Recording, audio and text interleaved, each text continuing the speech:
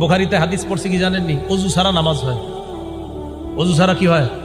আসলে এরকম একটা হাদিস আছে, আসলে কি আছে? নবীজি ঘুম থেকে উঠা নামাজ পড়াইছে। কোত্থেকে উঠা? নবীজি ঘুম থেকে উঠা নামাজ পড়াইছে। এখন উনি ফজরের নামাজের আগে হাদিসটা পাইছে। প্রচন্ড শীতকাল, পাইছে এক উপায়, যাক অজু ছাড়াও নামাজ হয়।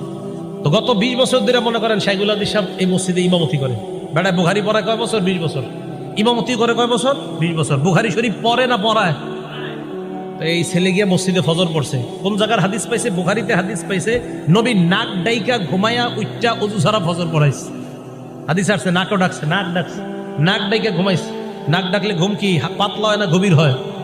এই ঘুম থেকে উইঠা নবীজি অজু ছাড়া নামাজ পড়ছে। দলিল পাওয়া গেছে। কথা পুরাপুরি শুনলেন শেষ পর্যন্ত। এখন গিয়া ইমাম সাহেব শাইখুল হাদিস সাহেব 20 বছর উনি তারাবি দিয়া নামাজ পড়ায়, আবার বুখারীও পড়ায়। ফজর পড়ছে অজু